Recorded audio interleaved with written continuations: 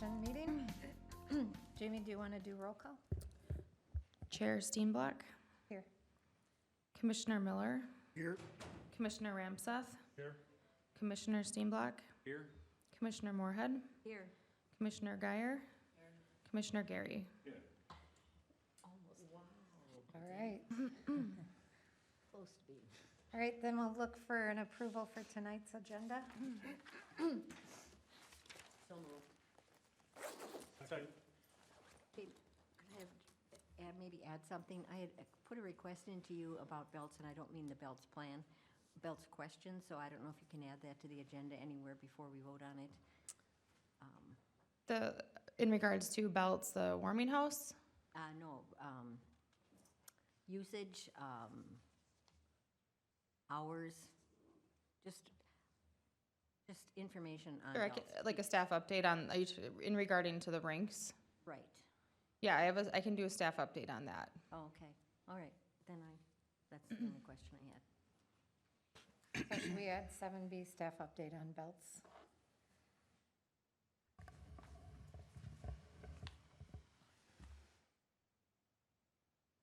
All right, so we had an original motion and a second. We've made an adjustment, adding 7B, which would be the staff update on belts. Do we have a? I move to approve with the addition of belts. Second. Any other discussion?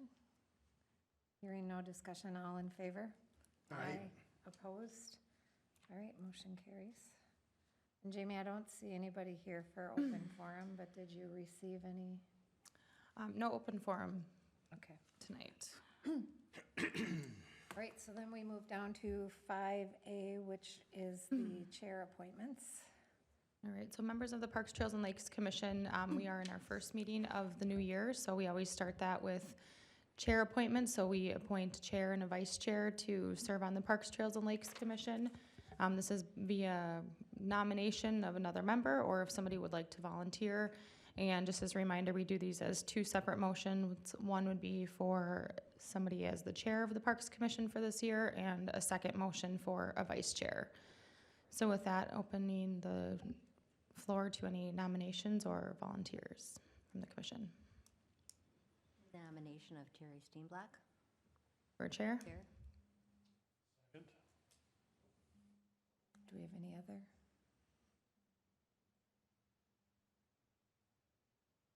What? Discussion. Sorry, I was distracted slightly there. Okay, so we have no other discussion on the chair?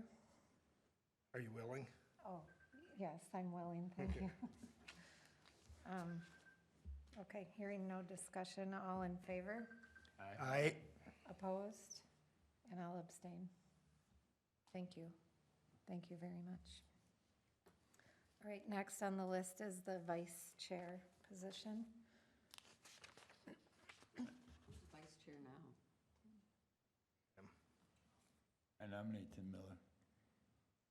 Do we have a nomination for Tim Miller? I'll second. Any discussions or other nominations? Do you accept? Okay, all right. All in favor? Aye. Opposed? No, abstain. Okay, motion carries. Thank you. It was weird, all of a sudden, like, everybody's phones were going, like, multiple different, like, I can't Not mine, I concentrate. turned mine off.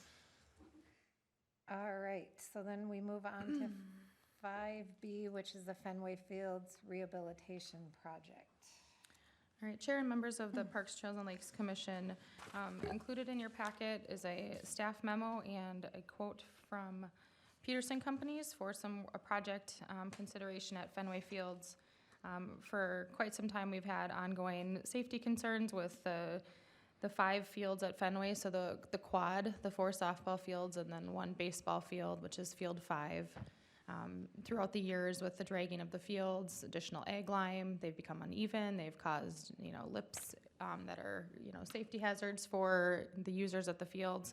So Public Works Director Dave Adams worked on this project to determine the needs out there and worked on getting a quote together.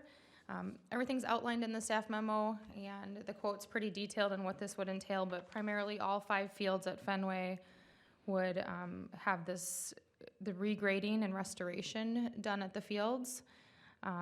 There are other components included in the quote with the work that would need to be done, but essentially it would be regrading and restoring those fields back to a good condition. Some of the benefits of this, obviously, it eliminates the safety issues that have been brought forward multiple times from the association, which is our primary user out there. Once this bigger project is complete, we can schedule this tolerance work every 3 years, so that will just help us to just kind of touch it up as we go from here on out. It's a maintenance, planned maintenance at that point, so we'll plan for that every year just to keep them in good working, playing condition. And then with this project, we can utilize some of the funds that we did receive for 2022 for improvements to parks and trails. So this would allow us to use $80,000 from our park dedication fund, where those dollars will be going. And then additionally, we can also use some funds from the park maintenance and improvements annual budget. We will seek out grant opportunities, and also if there's any other funding sources, whether it be the association themselves or other groups interested. So it's a good project to get the Fenway Fields, in great condition and attract more teams and users to Fenway Fields as we continue to improve our facilities.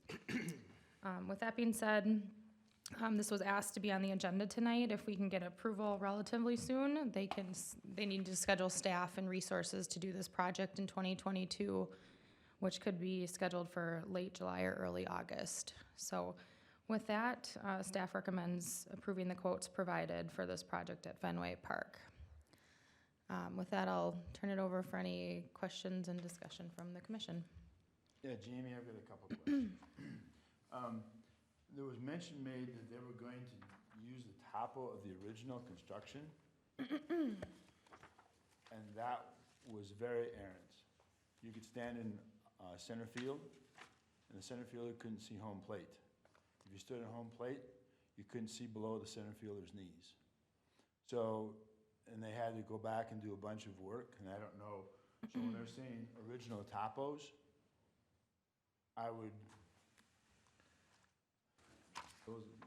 they need to do something different there. Okay. I noticed that you're talking about this survey, and on one of them it was 5,300 and the other was 2,800. But the scope of the work was going to be the same. It's identical. So why the difference there?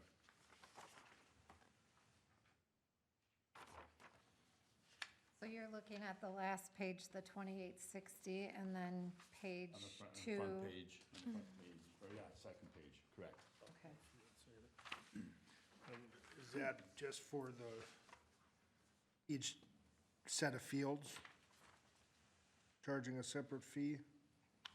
Yeah, I don't know. I mean, the scope of work is identical, so I don't know if they're looking at one field or 5 fields or. The difference is the first one is 4 fields and the second one is 1 field. They've got it subtotaled out for softball versus the one baseball field. Right. But I guess my bigger concern though is that, is the use of the topos from the original topos. Because Field 5 was a disaster.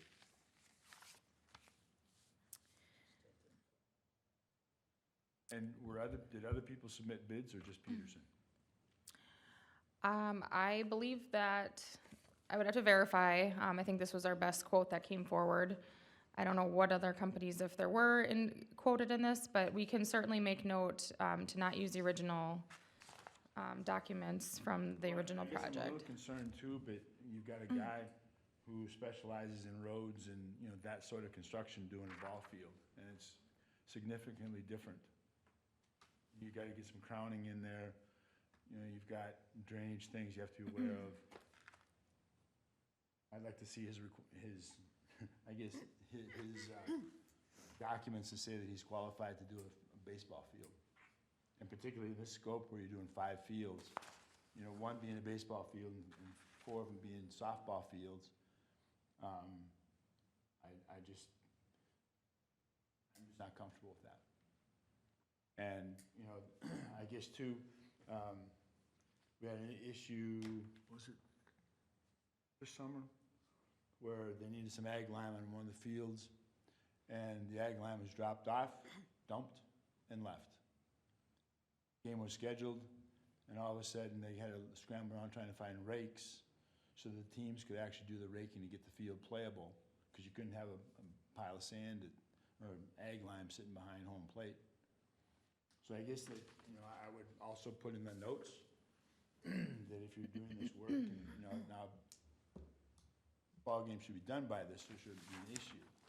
But I wouldn't start working on any field, in particular dropping off ag lime, if there's gonna be a game scheduled that night without, you know, doing the complete job by putting it out, tamping it down, watering it, and the whole deal, and making it playable. Yeah, and I can make note of that, and I think some of that too will be resolved as we're continuing city field scheduling and having an athletic facilities committee so that we're more in a line of what's going on and when games are scheduled so that we can coordinate those maintenance tasks so that situation shouldn't happen again, moving forward. So I think some of those processes we're gonna have in place will eliminate that from happening, I'd but be- noted.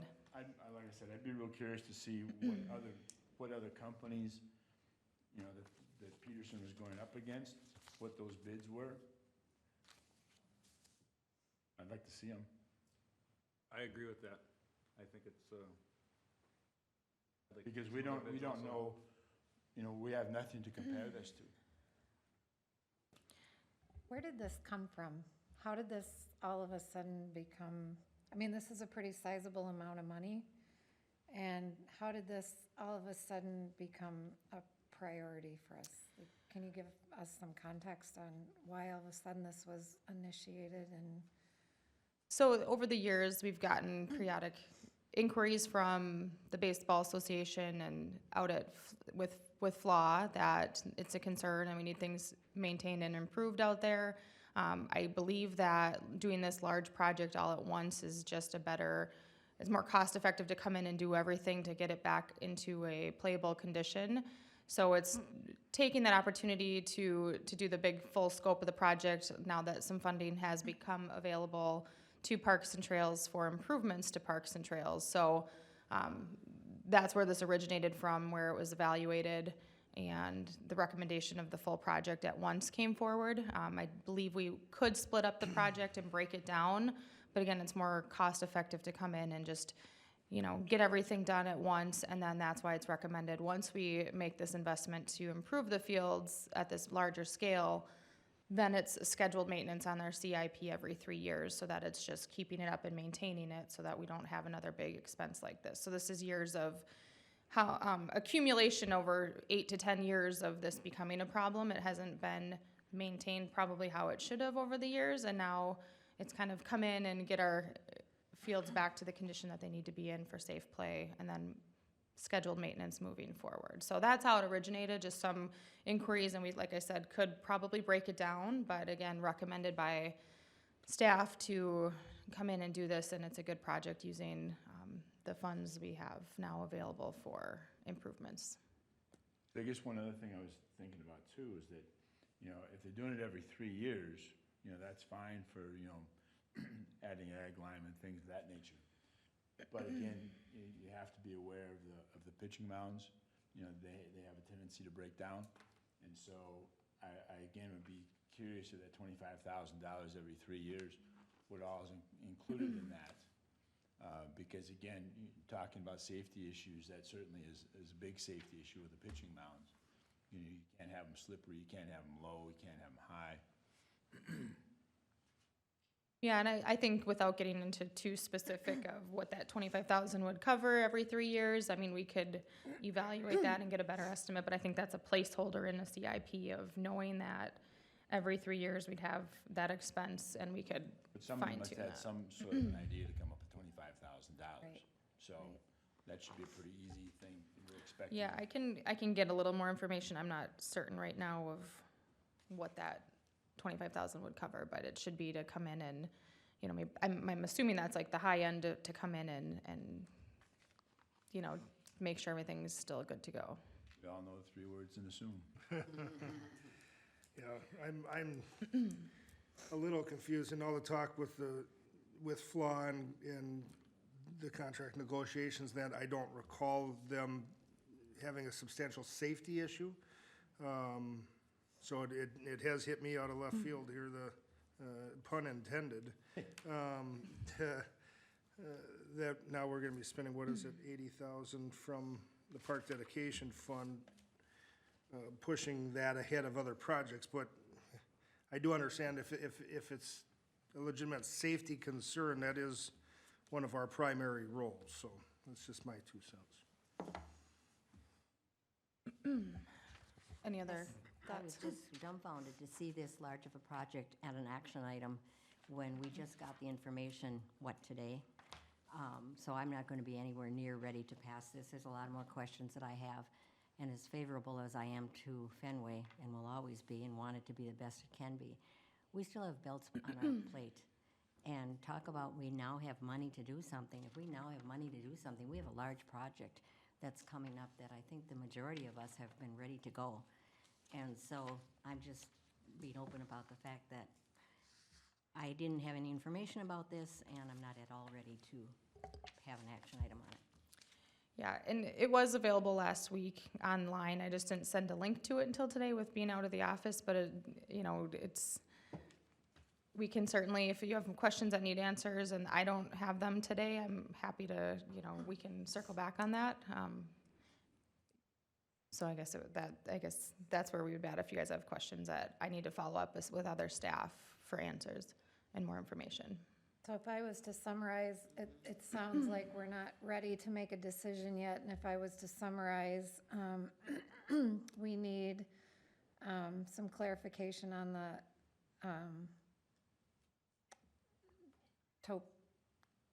Topography, topo Thank you. maps. Yep. Thank you, maps, and what's being used there. We also want to see whether or not other companies bid on this and what the qualifications were in relation to that.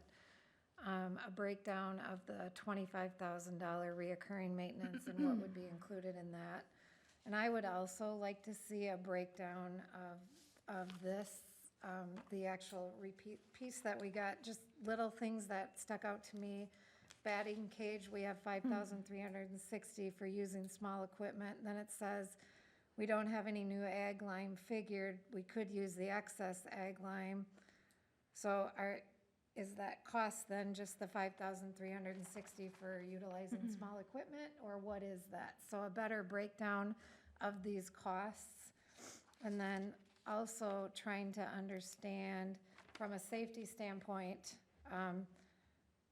what is the urgency now if these are repeatable issues that came up in the past? And I know we have added ag lime there to try to address those safety issues in the past.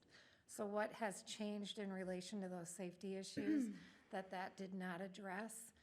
And if nothing has changed, then why wasn't it pushed forward earlier as a bigger safety issue? So if we can get clarification on those things. Is there anything else we need? Good summary. And then we can bring it back here for discussion and potential action then. Jamie, just as a side note, I think when the Diamond Doctor did a mound, I can't remember what it was. But anyway, it was about $7,000. So if you're doing one mound for 7,000 out of 25,000, I guess I'm just real curious about where that 25,000 and how that 25,000 was going to be spent. Because there's some fairly expensive things that need to be done on a periodic basis. So Do you want a motion to table? Do we have a motion? I'll make a motion to table. Second. So we have a motion and a second. All in favor? Aye. Opposed? All right, motion carries.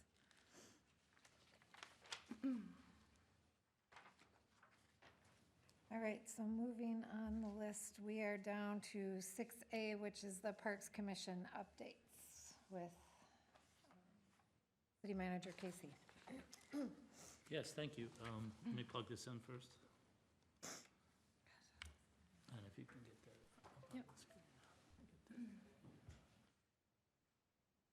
think one of the largest questions that I heard was about funding and what the council approved this last budget for.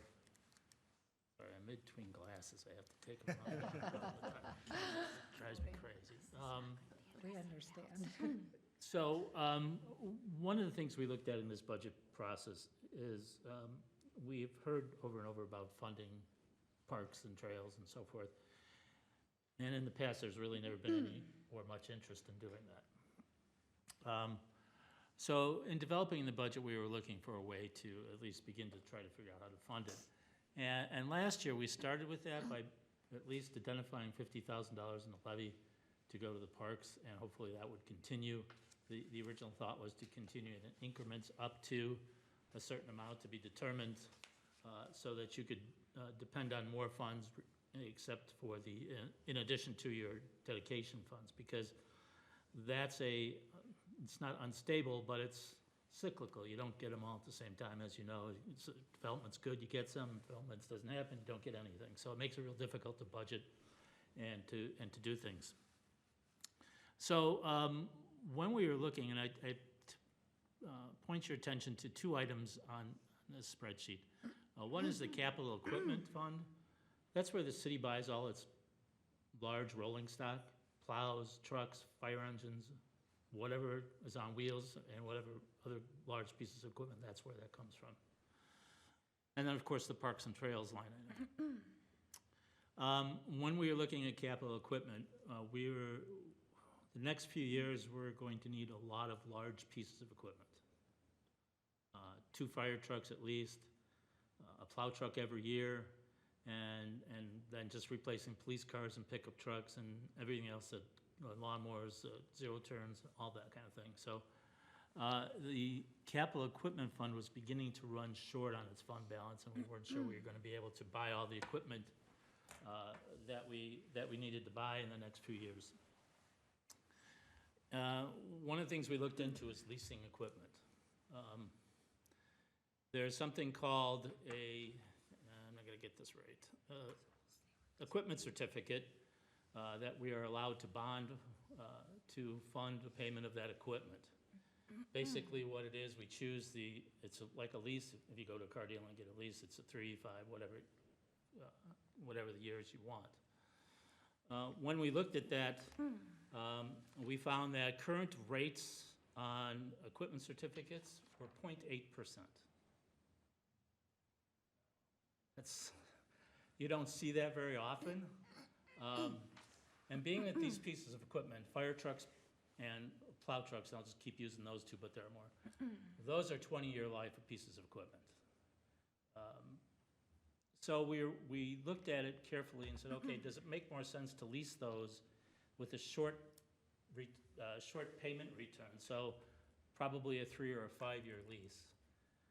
Because why try to, you get to a fire truck, the current ones we're looking at are $800,000 a piece. If you get to a big ladder truck, it's probably $1.5 million by now. So does it make sense to try to pay for all those at once? It'd be great to be on a cash basis like that, but we've got a lot of needs here that we need to cover, whether it's in parks or whether it's in equipment or whether it's, and also then try not to keep too much pressure on increasing the levy to where people are, not real happy with us. So what we came up with is we are going to buy certain pieces of equipment out of the capital fund using these certificates and spread those payments on a yet-to-be-determined basis at the 3 or 5 years. What that did is freed up a substantial amount of budgeted money in the capital equipment that we could transfer over to the Parks and Trails Fund.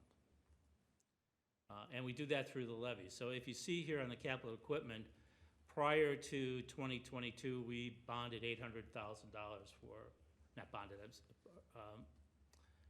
the levy was $800,000 for the capital equipment. And if you saw this originally, it was going to go to 850 to 900 to 950 to $1 million and keep going up, because you have to figure in the inflation and the cost of replacing all that equipment. So instead, we were able to do this, and we were able to free up approximately $400,000 in bond or levy dollars. Now, sure, we'd have liked to switch that every year, but being the demands on the capital equipment as well, we couldn't do it.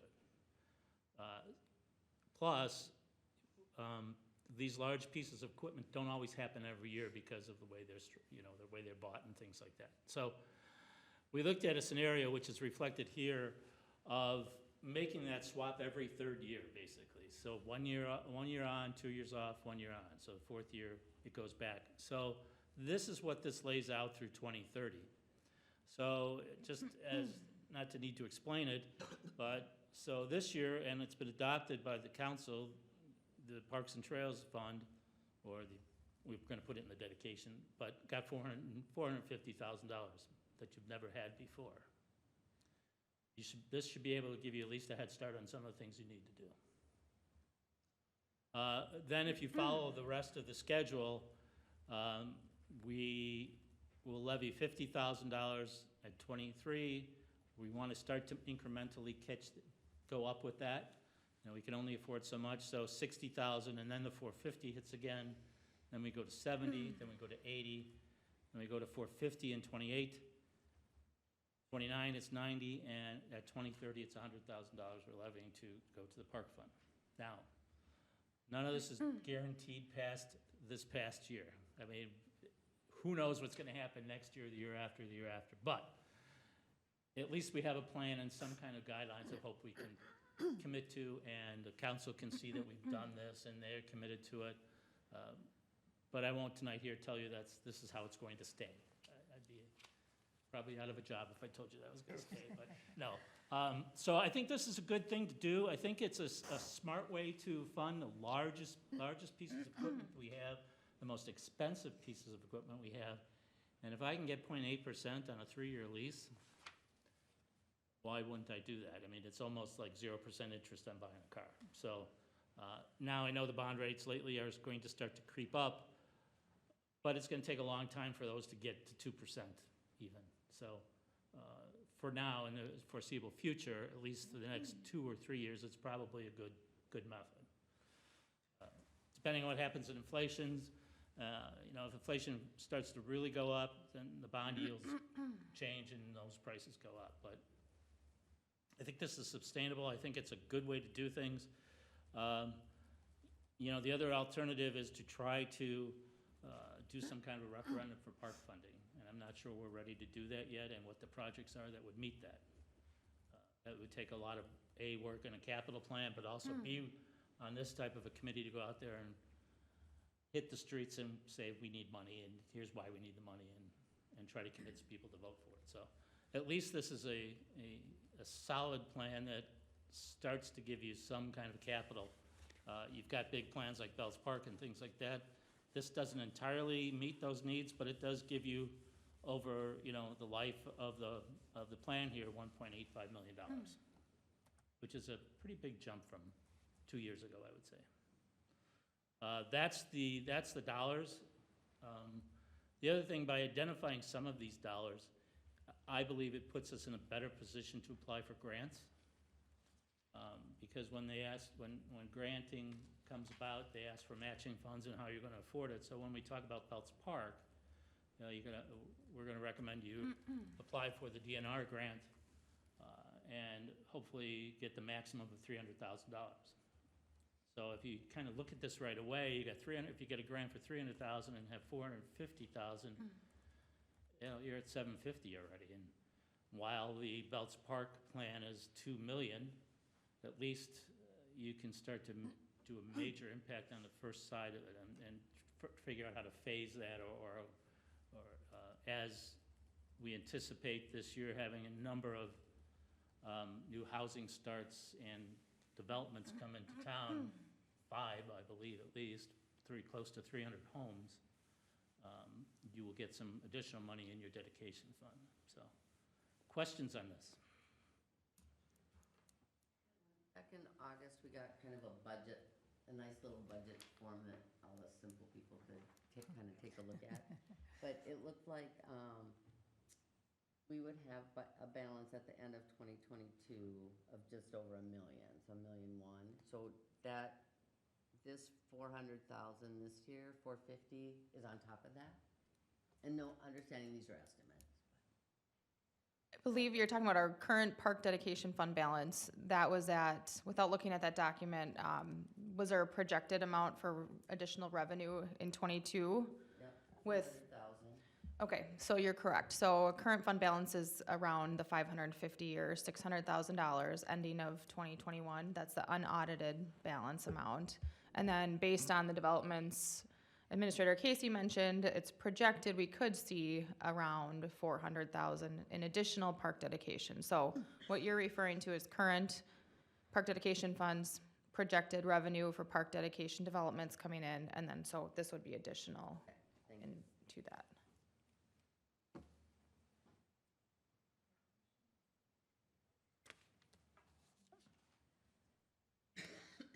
Hard to argue with. Is this where I could ask about the progress on storage units and getting park dedication fees on that? Yes, certainly. My honest opinion, park dedication fees and the language in our code is a little bit confusing or not very focused on what it should be. It's just not written well, I don't think. I believe I think it's next Wednesday or the Wednesday after to meet with the attorneys to sit down and talk about park dedication fees and how to make them apply to all development instead of some development.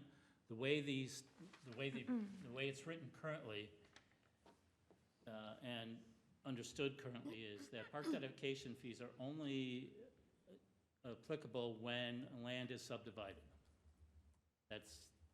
That's what it says.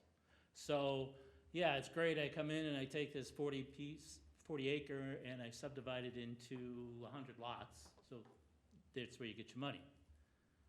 Well, what if I had that 40 acres and just put one big commercial piece of structure on there? Well, it doesn't apply. That's the way it reads. It's really an odd way to, in my opinion, an odd way to administer that kind of fee. So what we would like to do, and we're going to talk to our legal counsels about how do we change that so it's not on the dedication's not only on splitting land, but it's on all development, whether it's, it's the exception where, I put up storage units and I don't have to pay anything. And I think I went round and round with the planner that has left us now, but so we're going to look at it and try to get a clear ordinance that addresses that and applies to all kinds of development. Do you know how other communities around us treat it? There are a number of different ways they do, and some do apply it to all development. Some apply it only to homes. That's what we're going to be discussing. I think we should be able to apply it to all development and shouldn't rely on if the land gets subdivided, that's the trigger. The trigger should be any new development, and residential have a certain formula, and commercial obviously has to have a different formula, retail has a different formula. I mean, it's easy on residential as a per unit kind of calculation. So if I'm building an apartment building with 100 units in it, 2,500 times 100. Not so clear. Commercial is supposed to be based on acreage, and retail should be based on acreage, or it could be on square footage of whatever structure puts up. We have to determine all of that. It needs to be done. I don't know who wrote it the first time. I don't know how it was written or why it was written, but, and then we also need to look at and see if we need to adapt that fee and make it higher compared to the rest of our neighbors. I see Chair Moorhead and Chair Steenbach. Okay, I was Commissioner. just under the impression that we did have a commercial, commercial did pay park dedication Not fees, in all cases. but in many. Well, that's been part of the issue, is that sometimes it's been applied, from my understanding, and other times it has not. And I'm not saying it's anybody's fault, but it's screwy, to be quite honest with you. It's just not the way. We need to be clean and understandable, not only for us, but for the developers. They need to know what they're going to have to pay. So if we can't understand it internally, or we have disagreements internally about how it's supposed to be structured, can you imagine what the developer might think? So it's better for us to take a new look at it, write it so everybody understands it, and so that you understand, and basically, hopefully can forecast revenues down the line here a little bit better than we do. Apartment buildings always subdivide? Do they meet that, always meet that? Yeah, usually apartment buildings do. Now, here's the differences. In our fee schedule, we have it direct in our fee schedule, but yeah, usually you don't find that 40-acre piece, and you're gonna put an apartment building on a 40-acre piece. You know, it's smaller, but, so you see this, we're starting to see why we need to take a look at all. And hopefully we'll have that by spring resolved somehow. Gonna ask something? No. I know it's confusing and I sound like I may not know what we're doing, but I know what we're doing. We just need to make it better. No, it's much more information than we've gotten Yes. to date, so Yeah. thank you. Thank you. Yeah. And we look forward to seeing the changes As do this I. spring. As do I. And I will say thank you, because I know I was awfully hard as it relates to the budget dollars. So thank you for pursuing those, and thank you for coming and explaining it as well. No, and you're talking to a guy who's undergraduate at the Parks and Rec, and we need more Parks and Rec. We need more parks, we need more space. The strategic plan brought out that people want to come here and have trails and parks. It's clear on the results, so you can't do that without money to do it. And I know that in the past you were encouraged to take the money and run, but in my opinion, you need to balance that out with getting land, because land disappears. And if you want to then buy land later on, it's more expensive. So it's better to try to get it as part of the development or some kind of hybrid. So that's what we can talk about now. I know there's some talk about how do we determine that and things like that, and when do, we bring a development proposal forward to you. And one of the things that happens is when we bring those site plans to you, the developer comes in and he talks about that, right? He says, here's what I want to do, well, then what you don't know is they come back and they start negotiating against us because of what you, so we have to stop that, because they keep trying to back us into a corner. The proposal that I'll tell you right now is that we will come to you once we have a firm development and a plat and can identify what kind of park is going to be there or what kind of land, and we'll give you a professional suggestion or a recommendation on what you should be looking at. What I don't want to do is have you say, oh, that's great, we want to do this, but then the developer comes back and says, well, here's what happens. The park board said this, and the park board said that, and the park board said the other thing. And when they don't always, you guys don't always say that stuff. So it's a better task for us internally as staff to negotiate the best deal we possibly can and bring it to you. Now, if you don't like it, fine, we can go back, but we have we know what you want, kind of. We want the same things. We know we need more parkland. It's just how to get it and where it's going to be and where it makes sense. So what we'd rather do is bring you a full laid-out plan that's been cut through and modified and all that. So what's the current one we are out? Hidden Creek. Yeah, the Hidden Creek one. They came to you, I think, they gave you but you know how many iterations they came with us after that? Probably a half a dozen. So it's really, we really need to bring to you what we believe is the closest to the final plan. And then if you say, okay, well, we don't want 3 acres, we want 4, or we want 3 acres and we want you to put equipment in there, or whatever the case may be, that way we can decide. But we need to come to you with a full recommendation so that we're not going back to the developer 6, 7, 8 more times and trying to negotiate this stuff. Hidden Creek is a good example of, I think we saw that one here 3 different times. Yep. And the last time we saw it, it did not take into consideration on what we voted on in the previous meeting. Welcome to my So, world. so as you consider the plan for that one, can you go back and look at what we voted on to because that was one where I think we had the discussion about the parks around it and the county park to the south, and that was one where we had made a motion to take a combination of land and cash.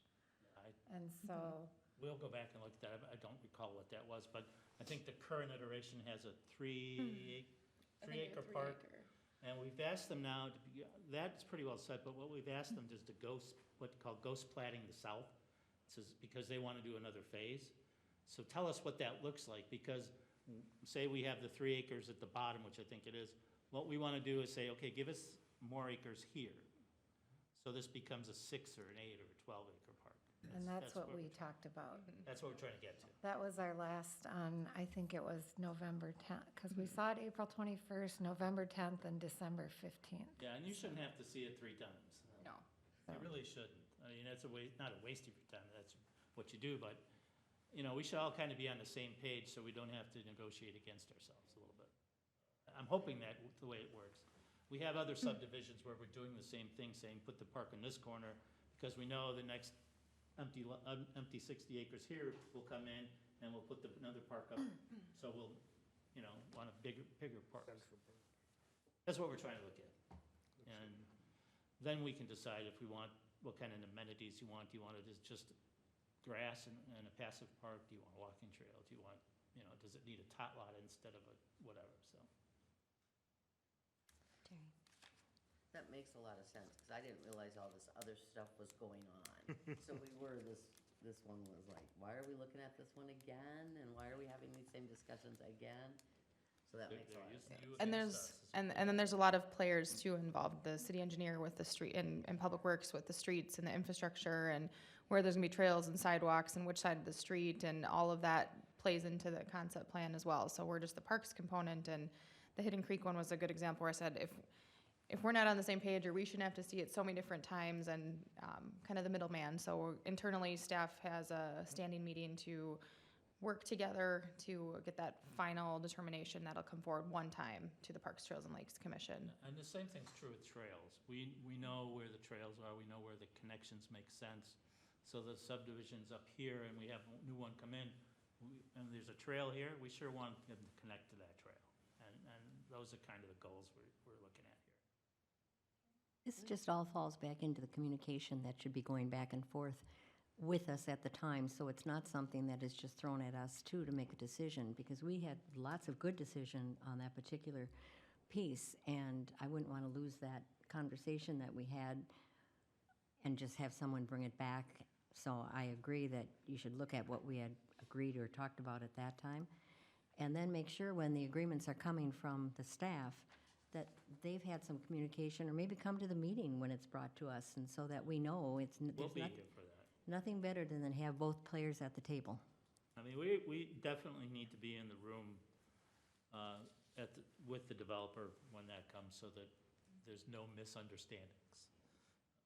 So, And that is part of the plan moving forward. Our interim zoning administrator can attend meetings, or at least one representative from the planning side of things moving forward, so that they can kind of bridge the gap between those conversations and lead that piece of it. This is also kind of a newer period of time for us. We've had, like Administrator Casey said, take the cash and run. We've had a lot of cash payments coming forward.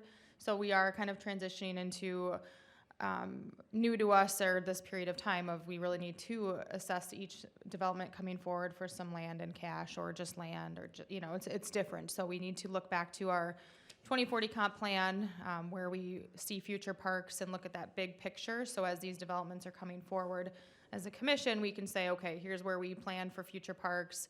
Let's evaluate that, and as staff as well, we can all be on that same page of determining where future parks go if needed. So it is a little different with transitioning our looking at that land piece. And we used to just get a staff memo from the zoning administrator to take the cash payment, and that was approved, and we moved on. So it's a new process, I think, for everybody, different players involved, and I feel good about the process moving forward. yeah, the other thing we're doing, just so you know, it really doesn't have to do too much with the committee, but when development comes in on Wednesday mornings or afternoons, depending on the time, we have a development team meeting. That means everybody who has anything to do with anything should be in the room. So Jamie's in the room, I'm in the room, engineer's in the room, Public Works is in the room, and the planner's in the room.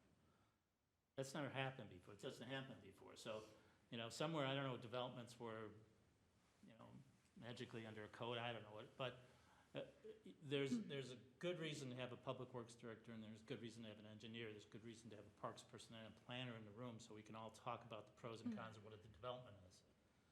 We haven't had that until the last month or two here, and we're gonna even strengthen that more by bringing the attorney in on that same group, so that when we write the development agreements, actually the attorney's looking at them, and it's not just a boilerplate. So it's kind of just a different process that we're going through and trying to get everybody, because there's good ideas out there from the Public Works Director, there's good ideas from the engineer. There's things they can point out that I have no knowledge of, how water flows downhill or whatever, but, they know where the water flows, they know how the street should be laid out, they know how the sewers, where they're going to be, what the right-of-way is gonna look like, so they need to be in the room too. And that includes parks and trails and things like that, and that's why Jamie's in the room. And that's why I asked Dave to be a better part of all this, because he's gonna have to maintain all this stuff, and he should have knowledge on development and how to plan it and how to develop that park as well, and what, if you say we're gonna put this swing set playground over here, he may say, well, how my guys gonna get there, right? Let's make sure we can figure out a way to do it. So those are the kind of things that we're trying to do, to have more voices in the room, so we have a comprehensive look at all this development, and we come back with a solid recommendation, not only you for parks, but to the Plan Commission for the developments, for the council for the developments. So is that kind of getting at one of the questions we had, which is what Dave's role will be in working with us? Is that He will what be you're part of talking this. about? And you saw today this memo from him about the maintenance, and he needs to take a bigger step, and not that Jamie doesn't know, but Dave knows a lot more about the maintenance side of it and the development than Jamie does. It's what he does.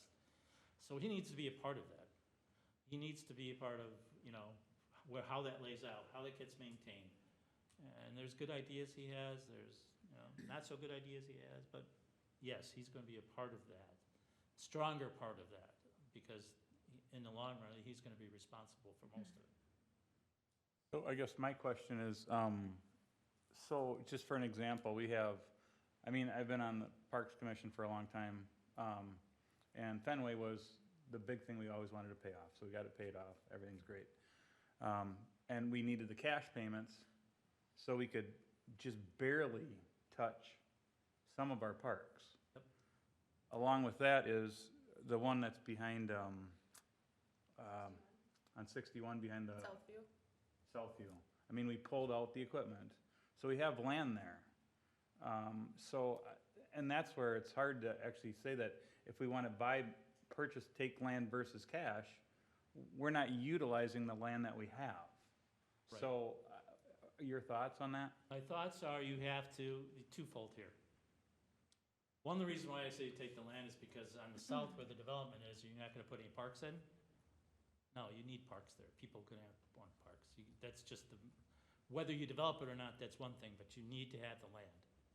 Again, because if you don't, then it's all full of houses and you have no place to put parks, and then if you want to have a park, you have to buy it from somebody at 3 times the price. 2, what needs to happen, and I think that some of it's been done, but I don't know the last time it's been done, is you need to do 2 things.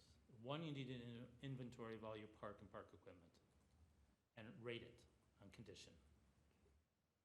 So, Southview, did you say, is it? Yeah, we pulled the. So let's take Southview. So you inventory the parks, and you put all the equipment that it has. I think it was done in maybe one of your study along 2014 or something. 14, yeah. You need to update that. And you don't have to have a firm to do that. You just need a spreadsheet and somebody with a pen. So you do the inventory of the parks. How many acres is it? What's the equipment? What's the shape of the equipment? Rate the equipment 1 to 10, whatever. Then you come back and you say, okay, this park doesn't have anything. It should have what's your vision for that? And then you start to fill in those blanks. Okay, we want equipment at Southview Park, sorry. Southview Park. And that becomes part of your capital improvement plan. You really, because of the way things have been done here, you really don't have a capital improvement plan. That's what I'm getting at, You because. don't, you need a capital improvement plan. And I mean, I really appreciate what's coming on, but I mean, we're still behind the eight ball. Oh, you're Way behind the eight ball. But you gotta start somewhere, and there's two ways to start it. One, by funding, two, by a capital improvement program. You need at least a 5-year program. And that means inventorying all your parks, rating all your parks, and then deciding what the priorities are. Obviously, Belts Park is a big priority, and it's $2 million. Can we, does all the money go to Belts Park? Or do we try to phase that this year, this part of it goes, and the other part goes, and then some of it goes to Southview Park? So that's what the challenge here is to get that inventory and rating done. And now, you're not gonna go out in the middle of winter and do that, but come spring, Jamie should go, I'll give it to her to do. Jamie should go in and maybe with Dave or one of the Public Works guys, and often that's, the past I've just had a Public Works guy out and drive around, that or an inspector. And with a sheet and start to fill in, what do we have here? Well, we have a swing set, we have a teeter-totter, we have a monkey bars, we have a pavilion, we have this.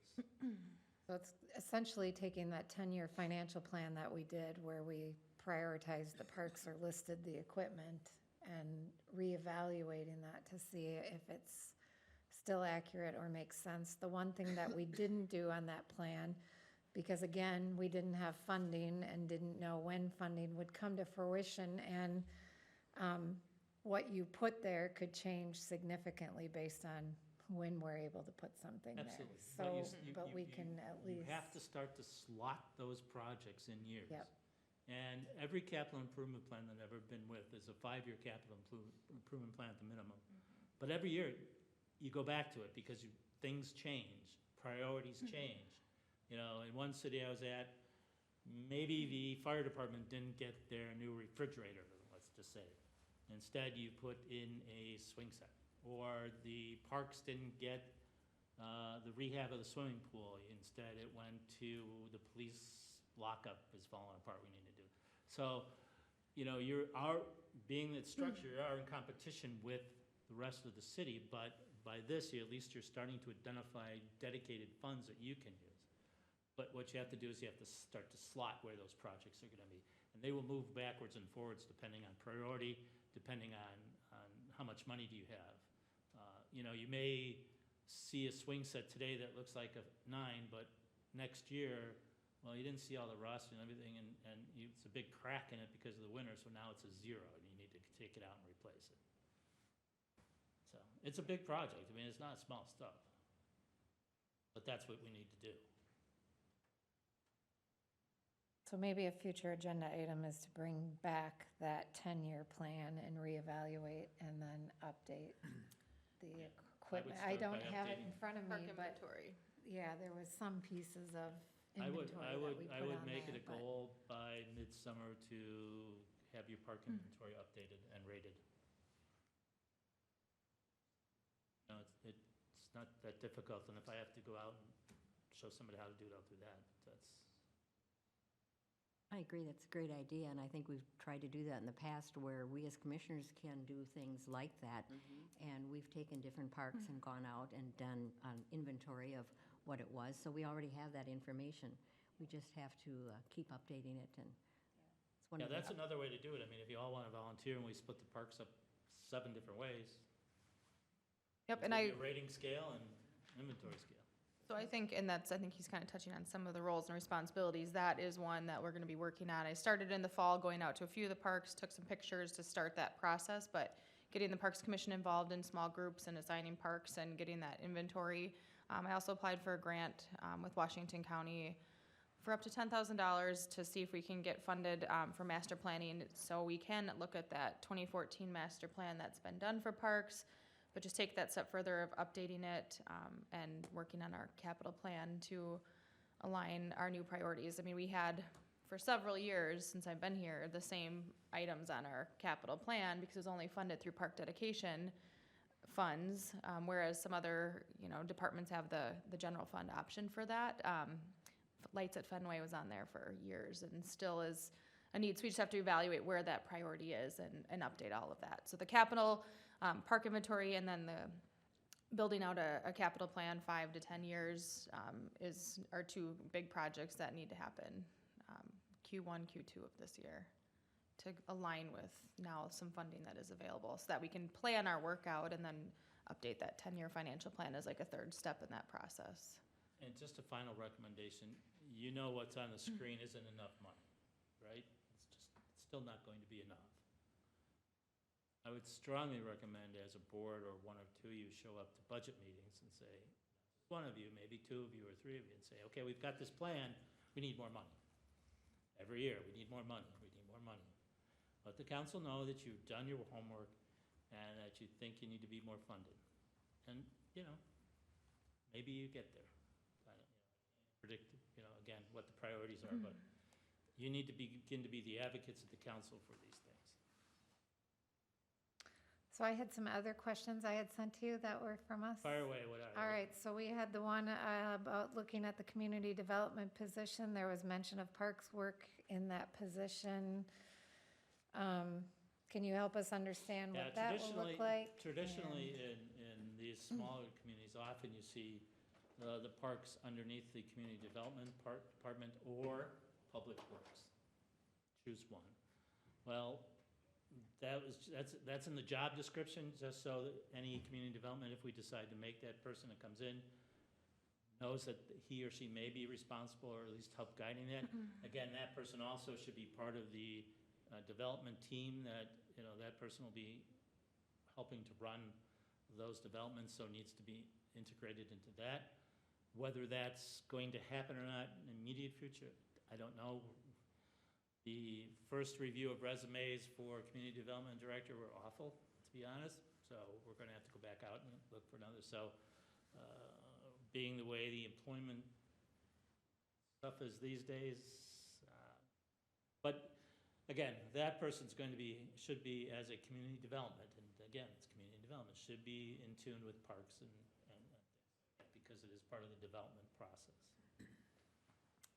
Okay, so then talking about Jackie's position, which was a position we advocated for to get some assistance there. I know Kathy had said that she had asked for some restructuring of that to make it more of a set part-time position. Yeah, it's not a full-time position any longer.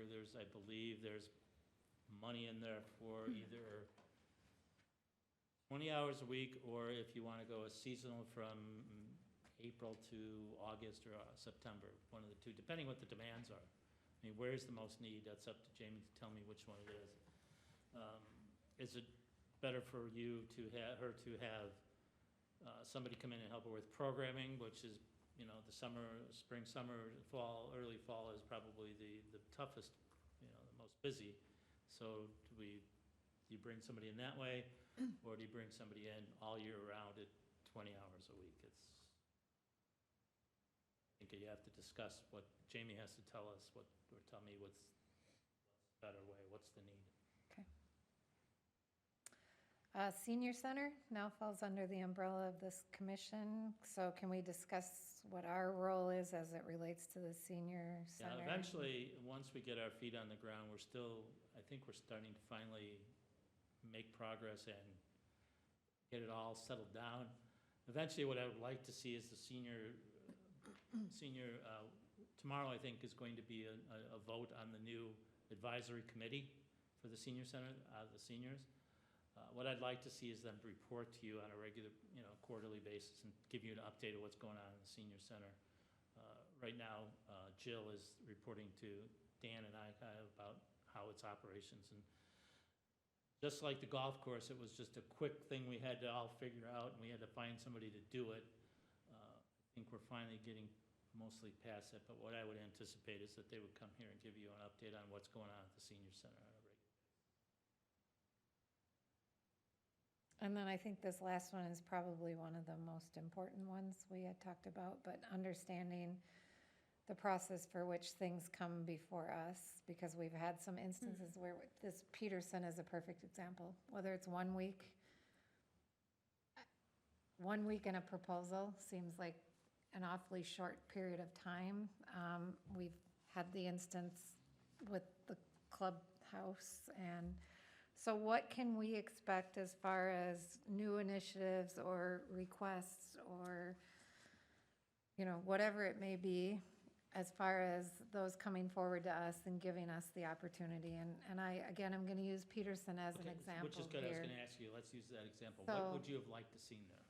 So I guess to have an action item, I'm going to echo what Karen said, to have an action item when we've only had a week to be able to look at this and, So what's an acceptable time period? Hence, Well, don't take this particular one. So you get a packet for each meeting. When do you want the packet? What's an acceptable, is it a week before the meeting? well, I would like something comprehensive that at least helps us understand. I mean, again, I brought forward the safety issue on this one. So if we've heard in years past that there's been a safety issue. Absolutely, We've yeah. also heard that we were putting ag lime in there that was going to address some of those safety issues, but now all of a sudden we have a proposal. So we are missing context as to why all of a sudden is this a number one priority when it hasn't been. And funding can't be the only answer, right? No, Because it's there's a absolutely not. safety issue. So we need context behind why are we looking at something from an action standpoint. I think it depends upon, what it's gonna take from you. If we can get that context and have the opportunity to discuss that before we're doing an action, it may take 2 meetings.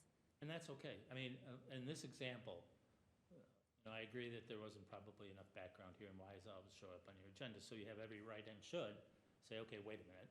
Come back and tell us why this is so important, what the issue is, what the background is, and that's fine. Sometimes, hopefully, we'll do a better job in hitting that mark instead of missing that mark. But, yeah, I mean, we'll try to, I mean, is it out of the question to say, okay, if we're gonna have it on the January 18th meeting agenda, we have to have information for that meeting by January 10th. And if it's not there by January 10th, it goes to February. that's fine. I mean, you need to understand what time period you're, in as far as comfort level goes, do you need a week? Do you need 10 days? What is it? So if it was an 18th, you're saying by January 10th. So basically, a week before, you should have it in your mailboxes. Because typically Friday before, and new to send the links out, but it's the 3 days prior to any public meeting, agenda packets are posted. So for city council meetings, they're posted on Thursdays for a Monday meeting, so they have the weekend. So that's typically, but if that's something that needs to be backed up a week, I just have to know to adjust deadlines from other people. Yeah, but we can provide you with packets before the posting date. I mean, we can still post 3 days before, but if the board wants them a week before, that's fine. I mean, is it appropriate to, like, we had a lot of questions about this thing with the fields. Is it appropriate to say, hey, what were the other bids? What did this cover? Can we ask Absolutely. that beforehand, or? Absolutely. Well, yeah, oh, sure.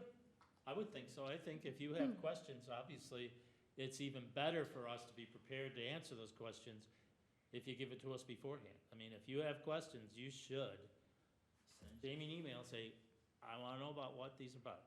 And then we send that response out to you and to the rest of the board, because they should be interested in what that is. Not that we should have communication back and forth with emails, but just one-way One-way. discussion. That makes this meeting a lot easier if you have that background. I think That's an easy thing. the other part of that, I would flip to you and say, when do you want to vote?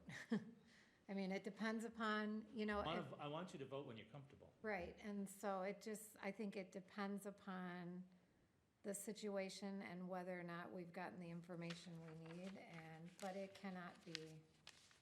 There's always. We need context and background is the other thing that we need for this, Fine. and so. Especially for the first time things come forward, Yeah, like that- this one. that's fine. I mean, there's always gonna be those situations Yep. where it's emergency or we don't have time or something, but those are unusual. That should be the So- exception, yeah. But, yeah, no, if you need more context or you're not happy with the report, I have no problem saying, okay, we'll wait, or you need more information, we'll come back. That's what, you're the board to make some of those decisions. You're responsible for those decisions, or at least kind of approving them, so you need, if you're not comfortable with it,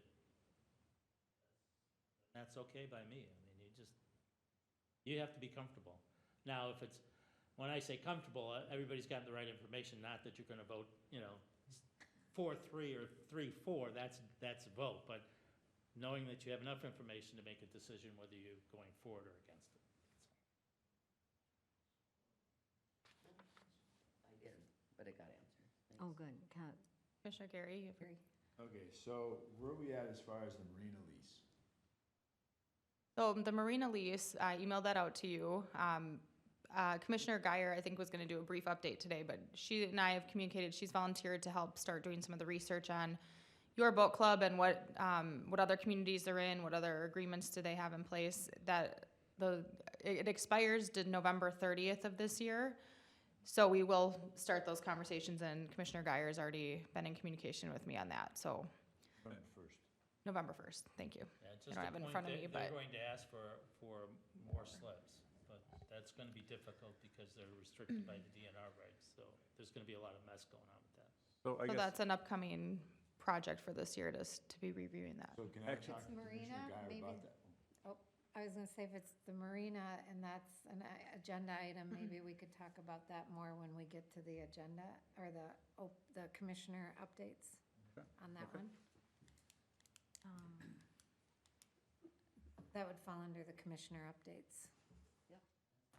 Is there anything else on this subject and kind of the things we talked about before? Just a comment, because, just lay it out to us, like, when would you want it? Well, that depends on the issue, for sure. And so I don't think we are able to just say 8 days, 3 days, 4 days. But on the school board, it was just automatic that if it was anything of any kind of funding that was going to be done, that you'd never do it on the first reading, you'd always do it on the second. It gives the community a time to also address the issue. And so my answer would be, most of the times, we don't need all that much time, but we need at least 3 weeks, 3 days, certainly not a day. But on other issues, we might need a lot more time. So I wouldn't want to put out a date how many times we need it. I leave that up to the people that are making the decision, how much time they think we Well, need. and when there's a six-figure Yeah.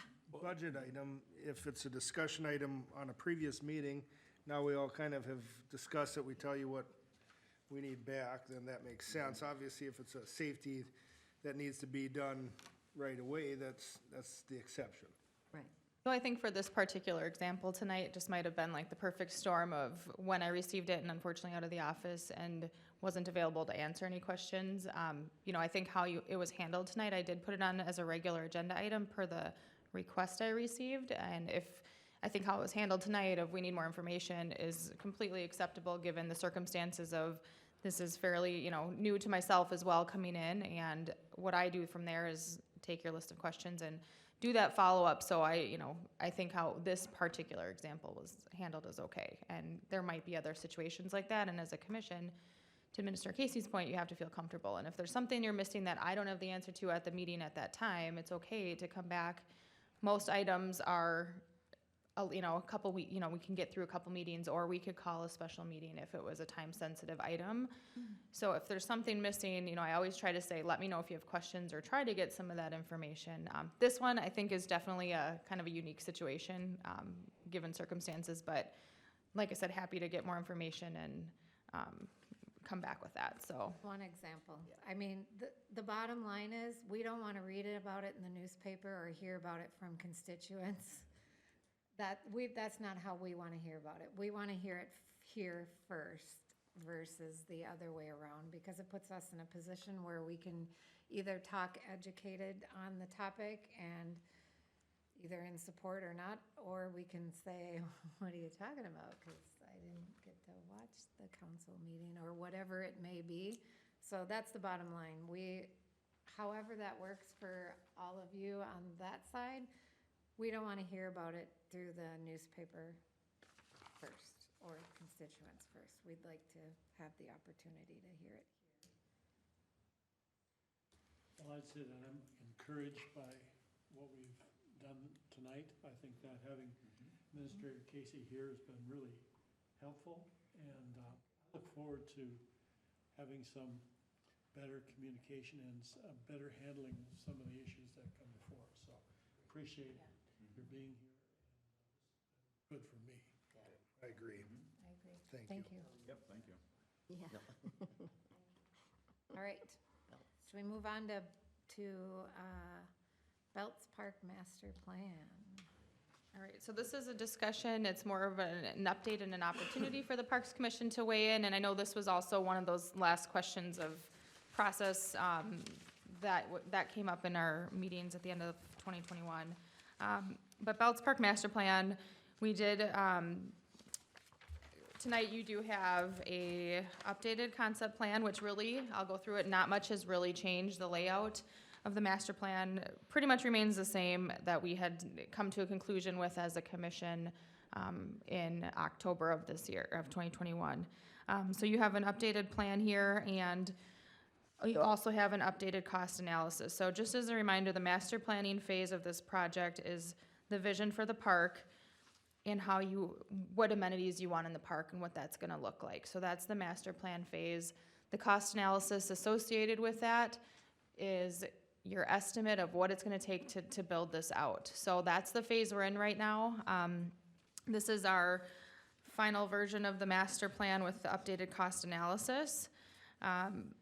So I wanted to share that with you, that we are back on track with that. It's a little, a couple months later than we had hoped, but we're still on track with everything else. The next step in this process is the implementation phase. So we then need to start looking at our resources that we have. So we look at our park dedication funds. The DNR grant is something we are going to be applying to for this, it's due March 30th of this year. We got some funds from the Rotary, and look at other ways we can potentially fund this, and then we'll build out the implementation plan for this project. With that being said, I just wanted to bring this up, and Minister Casey, if you have any other questions or comments for him tonight on this, but we are back on track and are gonna start writing that grant application here that will come forward for review from the Parks, Trails, and Lakes Commission. So, unless I'm missing something, this isn't exactly the last one we No, saw. Not at So all. you're making it sound like we're just now kind of rubber stamping what we've already seen. And I feel like this one's a little changed. This one, I agree, has changed. A lot changed.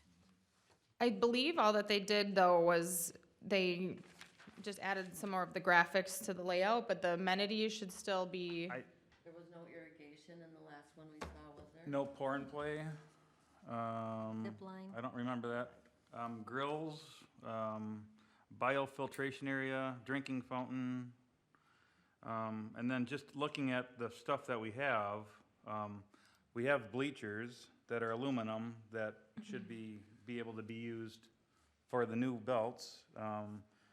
We have bleachers, so we have 4 bleachers over there, or 4 benches, 2 bleachers, 6 garbage cans, 2 recycles. So I think there's a lot that has changed. are you looking at the cost analysis? The cost analysis, yes. So we can, with that cost analysis, we can go up or down from there. I think as we get into that implementation phase, we don't need to buy the 6 garbage cans, or those can be funded in a different way. They did put that on here as what this would really look like, but I think we still have that opportunity to eliminate it. I think the big thing is the amenities and the layout within the park. Well, is the ball field just a ball field, or is it I don't know the technical term, I'm sorry, I'm not, Competition kind of feel? competition ball field? It should be just a standard, go out and throw a ball around, T-ball. T-ball, Yeah. because this is what this park is. So it is included in the cost analysis to have that be a game field with the irrigation.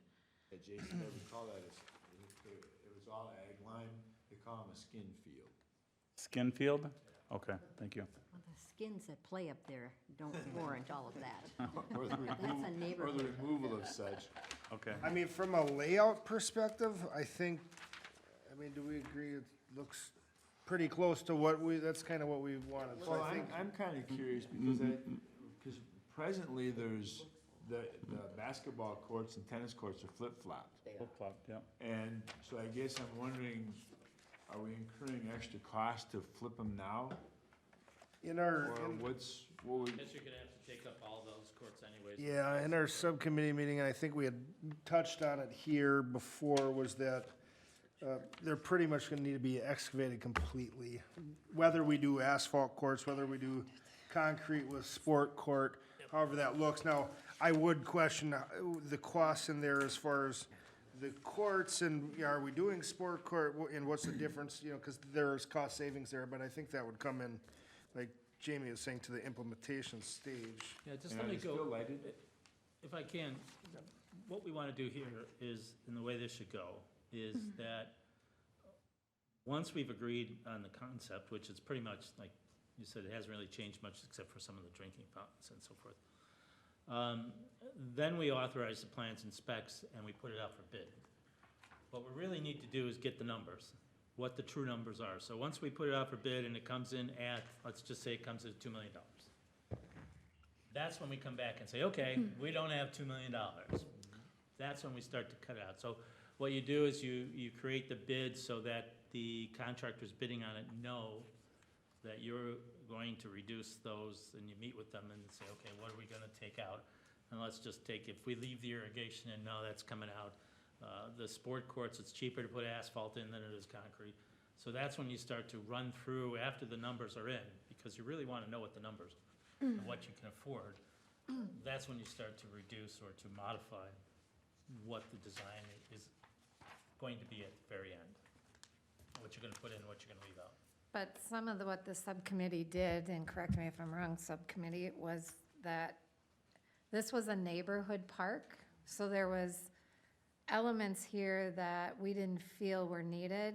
So to take that forward as part of getting an estimate when we've already made the decision that we didn't need some of those things doesn't seem appropriate. So if we had the conversation about the ball field, for example, we had the conversation about no irrigation. So why would we ask somebody to bid on irrigation when we've already said we don't think that's a necessity there?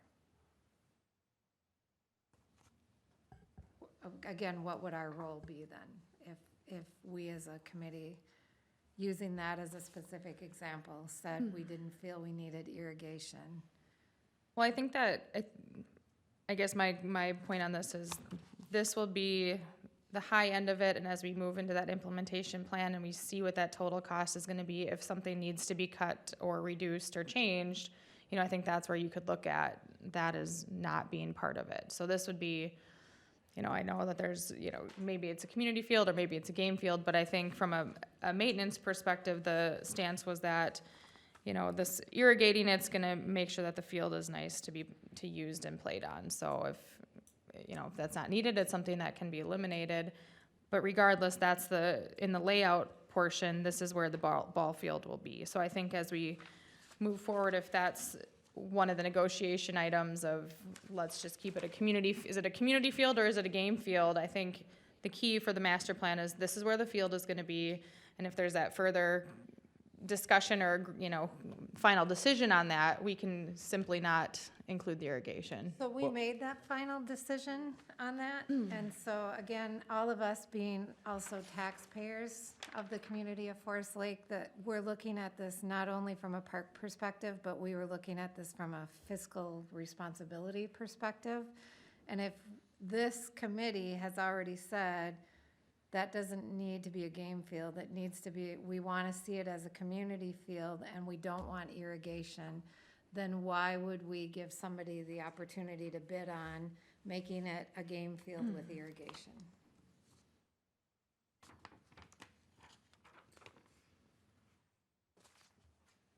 Yeah, I think we've seen this as a community ballpark people bring their lawn chairs there and sit and watch their kids play t-ball, or they have practice there for something. It just doesn't need to be Fenway Park. Correct. Well, and that's the other reason. A few years ago, we did a land swap, and we did the land swap so we could get another ball field on Fenway, and then they had the houses and townhouses built. So we have land there for another ball field that will tie in with Fenway, but we don't have anything for just people to go out and do that. I think what I hear is the bigger question is, why was the decision changed after the commission had looked at one way, and why was it then added or changed? 'Cause then it gets very confusing again for us to explain to anybody what is going on.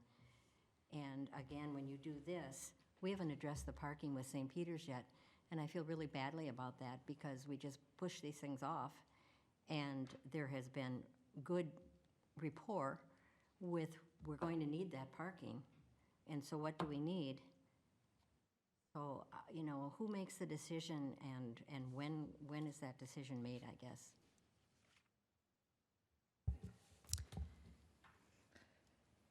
Yeah, it was brought forward as an idea to improve the field from a staff perspective, so that's why it was included, and I think from there, we have to work through that to see what the final, if it's community field or a ball field for games, so, I guess that's the information that I have on that, of irrigating it will have it be aesthetically more appealing, because the grass will remain green, and it's better for maintenance, so I think we can get to that final determination in the implementation phase of it. So maybe the question to back up and not focus so much just on the field is the question, right? So maybe in my mind, the question is, so what's next? If we take this back, or the subcommittee, I don't know how that would work, take this back now and go through the line items and, kind of make those little changes, whatever those changes are, maybe we put a fence back up, we don't do the irrigation, whatever those are, where does that go? So a next step in this, important for the grant opportunity, is we know we're gonna have a 0 to 5 playground. We know we need a 5 to 12 playground, right? A key next step is writing and releasing an RFP to our playground manufacturers to start providing proposals. We can give them a budget. So in here, the budget that was included for playground equipment, for example, ages 2 to 12 inclusive play was $250,000. So one step in this is writing that RFP, saying our budget is $250,000, and see what they come back with. Now, they could go a little higher, they could get a little lower, but we need to start getting what specific equipment are we gonna purchase there. That's one step in this. And we also really need to start, for the grant application, same thing for the structure, the warming house facility. So Bolton and Mank is going to work on that piece to reach out to different companies and see what they can provide, and start honing in on the specific amenities of those items. I guess, Jamie, maybe I didn't state my question quite right. I get that process of moving the, but what happens when staff doesn't like what we recommend? I guess that's what I'm asking, is if we go back and do the work again, and we come back and we say, how about these changes? But maybe Dave looks at it and says, ooh, from a maintenance perspective, that's not the best plan, or whatever. Are we gonna be here again? I was just gonna say, why not have, like you were talking about, get us everybody in the room. Yeah. This is goofy going back and forth, and we make a decision, and then all of a sudden it's all changed. So just for clarity, it seems to me, and I'm not, correct me if I'm wrong, is that the real major difference between what you already did and this is the irrigation, is there? I mean, we have a couple. No, it's the ball field, it's, I know, but I mean, the the irrigation. decision that for we both. it's the decision that we all made. Right. We made it, and then we were gonna try to come back and say, okay, we know there's gonna be a neighborhood ball field, we know that. All right, That's so what if we you want. take the irrigation, I mean, And we don't want irrigation because it's a Fine. neighborhood area. okay. We don't want So that it's the stuff. irrigation is the main issue in this one? Well, I mean, if you're going, Understand if we're going Decision. through the estimate, I mean, some of these numbers are way out of play. But- And we can only do so much next year. That I understand. But if we went back and looked at, again, I'd have to look through my pile here. We had a meeting and we talked about this. We had a plan in front of us and we approved that plan with the next step being taking the cost estimate and walking through the cost estimate to see, did these things on this list make sense to us? If yes, then we would leave them, and then we were going to eventually need to look at probably phasing this in. And so, from a bigger picture perspective, plan was approved, plan looks different. So let's jump to the list then. We already know that irrigation is something that wasn't anticipated, correct? So that comes out. So we all know that also we're going to have to redo the ball field no matter what. I mean, it's not, it's gonna have to be graded and probably some, whatever they do for a regular neighborhood ball field. But what else is here that's not, I mean, here's your list. When you say you wanted to go through your list, here's the list. Well, I mean, so, just for example, I mean, like in my eyes, I don't remember doing the pour and play. I don't remember was- doing the pour and play. We've decided as a committee over the last 3 years that every park we're gonna Where we're do gonna- is going. It was I just made a mistake listed, then. I it made a was mistake then. listed differently, it was just Okay. surfacing. Okay, I think one thing that I'm just kind of hearing here too, and I get, guys, this cost is out of whack. I mean, we can't do this project at this cost. But these are boilerplate numbers that a engineering firm's using. These aren't real hard bids. In order to actually get something that we can discuss and take off the list outside of irrigation, because we all agreed we didn't think that was gonna be necessary, but 16,000 on a $2 million project is minuscule. It's not something that we need to spend a ton of time arguing about here. But until we get actual cost for a pavilion, and I see that they did downgrade that price quite a bit from the original, but then it looks like, maybe playground equipment, to me, 2 to 12, 250,000 seems high. Maybe it's not, but, we can take it from there once we start seeing those bids. My only concern with that is, Jamie, was something you had said when you were talking about going to the manufacturers. If we tell them our budget's 250,000, that's what they're gonna give us, and that's probably too high. And so from that process, then you can say, this is what we could get for 250. We don't need that much. Let's scale it back or remove X, Y, and Z. So that's a good process. You know what your means are with what you're working with. And that's what a lot of communities do. They say, here's our budget. Give us your best proposal for a 0 to 5 and a 5 to 12. And see what you get from all of them. And that's where you start looking at, do we like this? Do we like that? Let's switch this out. And then that's where you start fine tuning and bringing that budget down. Well, it gives us a negotiating chip too, this fit. To your point, you're correct. Here's, let's agree the irrigation will take out. Okay, fine. So all the rest is pretty much what you agreed to, for in place now has been decided. So the next, we have two things we have to do. One is we have to say, okay, this is what we want. It seems like if it's the irrigation is out, then it's pretty close to what you want. Am I right or wrong on that? Yeah, I think the layout, again, and the amenities that we're talking about are what we had agreed on. what about the biofiltration area? That wasn't in there before? That wasn't ours. I And guess that may be something That that, wasn't in there. I know, but that may be something that had to be added. I'll check on that. because stormwater, I see, it's under stormwater, so. It might be a must. I'm just not sure. Okay. I don't want to comment because I don't know Yeah. biofiltration as well as I probably should, but we'll find that out. But let's get past that and let's say, okay, this is close to what you, or at least pretty darn close to what you agreed to, correct? Correct. It's the, So the next step then is to say, okay, Bolton and Mink, this is what we're doing. Prepare the bid package. And that does two things. It sets us up to have the ability to apply for the grant, which has to be due on, what, March 30th. March 30th, so we don't have that much time. So, that, and we can put it out in the street and see what the real numbers, like you mentioned, these are just engineering estimates, which They're always high. we do it all the time, we do it with streets, we do it with everything. So, now's the chance, we say, okay, this is what we want, here's the plan, bid it out, let's see what happens.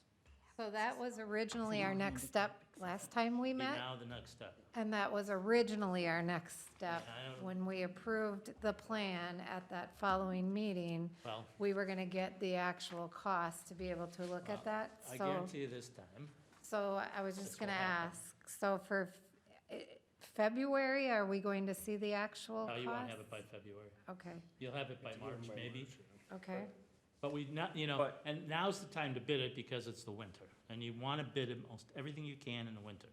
Because you bid this thing in June for a July construction, you're going to pay through the nose. People are We want to busy. bid this thing as fast as we can.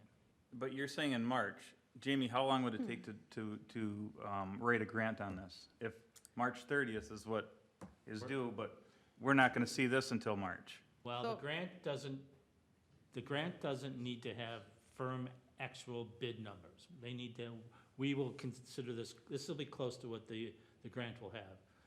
I've authorized Bolton and Mink to write that grant, so we don't have to try to do it ourselves, because we just don't have the time or the staff to do that. So they will be preparing the grant, they will use close to what these numbers are. Because the grant's only interested in kind of what the scope is. They know that bids change. You know, you almost never have your bids when you write a grant. You have the grant first, and if you get it, then you do your bidding. But, you know, we'll see. So, yeah, that doesn't matter to the grant writing process at all. When do we have to bring it to the city council? Because our original goal, or, Well, what we can do is put it on the city council agendas to authorize plans and specs, okay, and then bidding at this next Monday's meeting. They put in an agenda item, they can approve that we authorize Bolton and Mink to prepare plans and specs and bid. So, With the caveat that it's still coming back here for us to finalize. Well, you're gonna have to anyways. I mean, yeah. Just making sure. Yeah, no, it's authorizing plans and specs isn't authorizing purchasing or authorizing construction. It's just saying, put the stuff together and let's go. Yeah, I mean, the bids could come in Double way it. higher, and we might say, we're not doing it, you know, Yeah, I mean, we're gonna have to reassess what we're doing. I don't know how many of you have been through this, but yeah, you sit down once the bids are in and you say, okay, well, maybe we only need one tennis court and one basketball court instead of two each. That cuts X number of dollars. Maybe we don't put those volleyball courts in and that slows off another couple of dollars. And maybe we, you know, whatever. So that's gonna be your next process. That's the piece that we were expecting to be our next. Well, I can't explain why that didn't happen, Piece. but it will happen now. okay. Okay. And I think a key for the grant application, one key component is the DNR Outdoor Recreation Grant. A good application is for safety and accessibility improvements. So that's why I had previously mentioned we gotta hone in on, or at least get some designs back on an inclusive playground, so that as part of our grant, that if that's what we're going for, we can show, here's what we're looking to do. It's gonna be inclusive, you know, features and accessibility with poured-in-place surfacing. Similarly with the building, that it's, you know, handicap accessible and such. So that's why those are the two items that we will be focusing on in the very near future to determine what the grant application will be written for, and I'll work with Bolton and Mank on their recommendation. It is a match up to $300,000, so that easily could just be the playground equipment. It could be playground equipment and the pavilion together. So that's what we'll be working with Bolton and Mank on for that. It doesn't have to be for everything because it's up to $300,000. So we'll structure that to write us our best grant application for the park. So our next steps on this is that the irrigation is out. It's a community field. You're gonna check on the biofiltration, and we can expect to have a review back here of the actual costs and another discussion on what stays and goes within the plan. Yeah, I can't tell you when the bids will go out or what the return dates are going to be, I but. didn't say when, I was No, just I recapping yeah, the but to-do. Yeah, that's correct. We should go to the council for plans and specs and then get them true plans and specs, because these are still at the concept phase.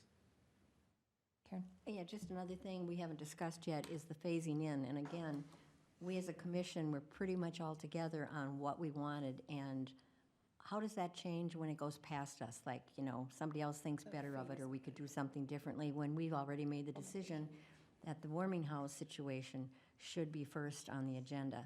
And again, we're spending a lot of money. And when you have to put that with Fenway, and you have to realize this has been on the docket for 2 years.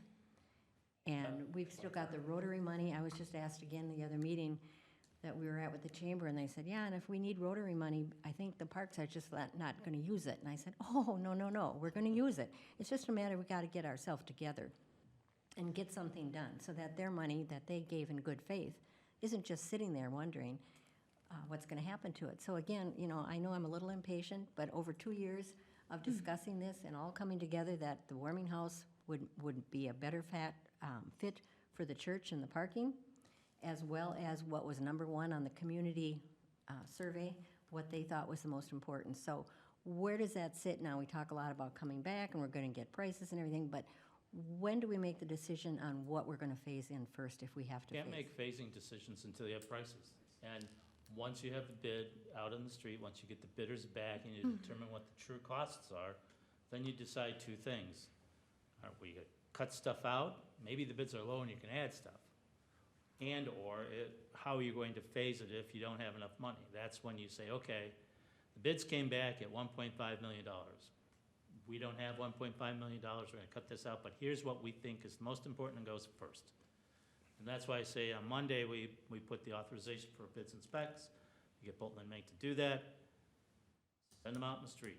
Well, hopefully by, let's see, probably May, maybe you'll be able to start to have that discussions, I would think. And then, once you've made that, you can determine when that phasing and how that phasing is gonna happen. But you can never determine phasing until you know what the true prices are. Just can't. I would also think we'd want some engineering or some input there, because there might be things that make a lot of sense to put together. Well, To we'll see. have whoever you need in the room. Just- Oh, yeah. If you want the engineers in the room and Dave in the room, Yeah. we'll put them in the room. Yeah, and just quick on the plans and specs themselves. I would like to see, knowing there could be a cost savings in the basketball courts and pickleball court and tennis courts there, if we can ask for whatever Bolton and Mink has spec now, which I believe is the sport court option, and then have an alternate bid for an asphalt option. So is it spec to sport court right now? Based on the cost, I believe it was, or no? I It believe, looks concrete to me. I think that they, through consultation with Bolton and Mink, I believe that the sport court was out, and they would just do, because they have to tear it up anyhow, that it would be better to do just the yeah, concrete. concrete. Okay. So that'll be clear in the bids All right, and specs. fair enough. But, I mean, should we have another bid in there for asphalt on that one?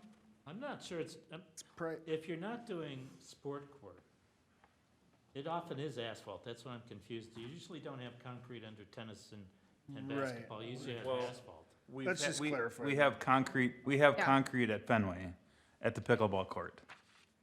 We- Okay. Is that a sport court? No, we had them come in and shot blast the surface, Yep. paint over it, but Yep. we took advantage of an asset that was there to do that, so it's not a traditional way to Traditionally, do it. under basketball court, in my experience, I'm sorry, Yes. not traditionally. My experience is basketball and tennis courts are asphalt Yep. with basketball usually can stay asphalt. The tennis courts have some kind of a rubberized kind of paint or coating over it, but we'll clarify that. We should be looking at asphalt, really, I think. And if you're not doing sport court, you're probably looking at asphalt. Fair enough. All right. Are we moving on to, Got all that? what else to do on that? So then we are at Athletic Facility Advisory Committee, 7A. All right, just gonna grab my notes from here. All right, so just a quick update. We are transitioning our Fenway Advisory Committee to an Athletic Facilities Advisory Committee. We are gonna meet quarterly, and it's gonna be the 4th Thursday of every quarter. So our first meeting is gonna be January 27th. So initially, the first meeting is gonna be myself, Al Hauge, the president of FLA, Paul Kozak, represented from FLA, and Kyle Young, I believe, from the school district, and we're gonna start building that committee up even more. But I just wanted to let you know, we are starting to transition that committee and have a meeting. Is there a liaison to that committee from the commission? We don't yet, so I can certainly, I do need representation. Previously, we did, it was the Fenway Athletic Advisory Committee, and it was Commissioner Miller and Commissioner Steenblock, I believe were the two that were, there was a third one. I can't remember, but they were on there. It's essentially the same facility. We can, you know, if you want to join different committees this year, just certainly let me know and we can talk about that, but I would that like is to. happening. So that's all, just a update that's moving forward. And I know we added an update on the Belts warming house or warming houses. Just to let you know, we'd had warming houses opened last weekend. We have 2 staff to run both warming houses, so we are staffing as we're able to. I do have 1 or 2 other people that did inquire now, so we are, like a lot of other places, experiencing staffing challenges. And so the hours will be our regular hours as we're able to. So I'm gonna get some communication up on our website, hoping to fill most of the shifts. So our regular staffing hours are Saturdays and Sundays from noon to 6 at Belts Park. And my discussion on that was, living so close, I can't help but go by it 10 times a day. That over Christmas vacation, there was no lights on, there's no warming house open, and what a sad thing that is for the community to see that beautiful ice, and then they had to park their cars along the side and put their headlights on so that they could see the skating. And I thought, why in the world, was it a staff thing that we didn't do? And if so, are there notes on the door so that people don't have to wonder what's going on, that, you know, due to staffing, we're not. I did call Dave at the time because you weren't, you know, gone, you were gone. And he got the lights on. It was something that he didn't know was, I guess you're on a timer. There should and be on a timer, so. timer wasn't working right, and so he did get the one light on. I don't know if that's all you get on the, maybe that's all you get for that ring. But anyway, that helped to have the Yep. lights on. But still, no warming house open at all. It wasn't open for the season yet. It was the rinks were just at a point where people could start skating on them, but they were still working on maintaining the ice. We had that really warm December, so it was a little later start, and then warming houses just weren't open at that time yet. So, you know, it is a staffing challenge, and hopefully we can get some more people up. But we did have them open this past weekend, all the shifts. We're scheduled for this weekend, I think, except one shift we can't cover, but we're working on getting those up and running as best as we can. And this isn't just a City of Forest Lake issue. I've seen other communities close their warming houses due to staffing as well. And it's, you know, I'm gonna try my best to get it open as much as we can this season, so. But during the week? Yeah. I see a lot of people skating at night, I mean, again, by headlights rather than whatever. So for the past several years, we've never staffed during the week. That was a cut years ago where our regular hours are just the weekends. I may have the budget, but now this year it might be more of a staffing challenge. I'm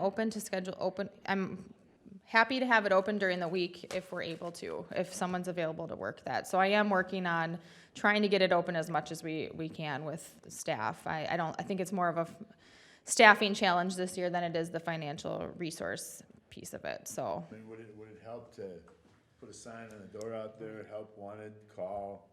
Yes, I will be getting that out this week, and they just opened this past weekend, and I was out most of the week, unfortunately, so I will have that up if not tomorrow, before the weekend when they're open. So the community understands that here are regular hours, which those are currently posted. I'm just gonna add the caveat that these may close due to staffing or weather, which is what other communities are doing right now as well.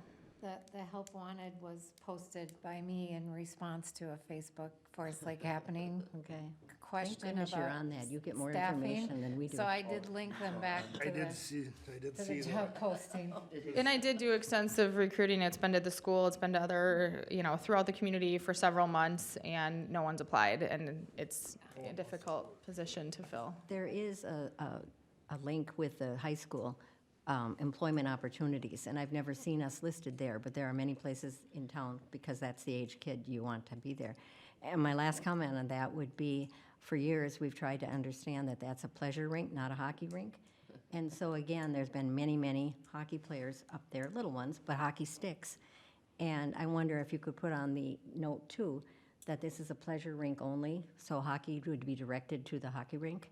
Yeah, I Because- posted the job to that school listing 2 months ago, so they should have, I did see it on there, maybe they took it down, because Yeah, I it didn't was see it. there, and then there is a sign that says no hockey.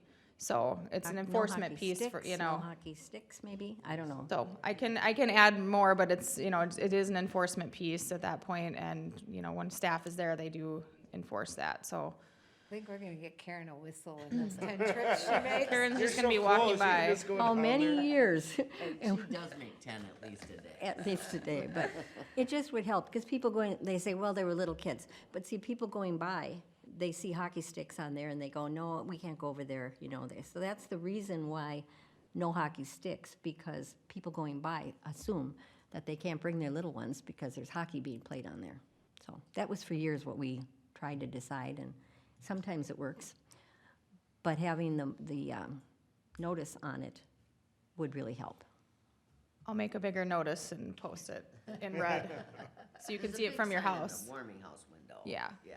For hockey sticks? And it doesn't say sticks. No. Hockey. Just says no This is hockey. hockey, that's the hockey. I same mean, thing. Well, no, If it because walks they like think a they're duck just and it quacks practicing like a hockey, duck. they, you know, they're having games and whatever. Some even brought a little thing, what do you call that, the net? They even had nets that they brought with them, just to make sure they could play this little hockey. But anyway, that was my thing on belts, that it didn't appear open at all during the vacation, the lights were not on, and it just. It seemed- wasn't open yet for the season. Okay. Lights got on. All right. Yep. So, we had our commissioner updates. I was wondering, Jamie, I didn't see in I had requested the staff memo in reference to the open forum item that we had. Oh, Bayview Park? I Yes. can just share an update, a verbal update on that. So just going back to the previous meeting on Bayview Park, we had a resident come forward about shrubs that were on city property that were removed by Public Works. Just an update was that the resident had that request, as you recall, that we trim some of the trees that were encroaching on their property. Public Works did notice that there was the presence of buckthorn, which is a invasive species, so Public Works did decide to remove all of the shrubs that contain buckthorn. Further comments from Public Works Director just indicating that it was verbally explained to the resident that he was able to plant something on his property line if he wanted a buffer between the park and his property, or he can extend his fence to the west.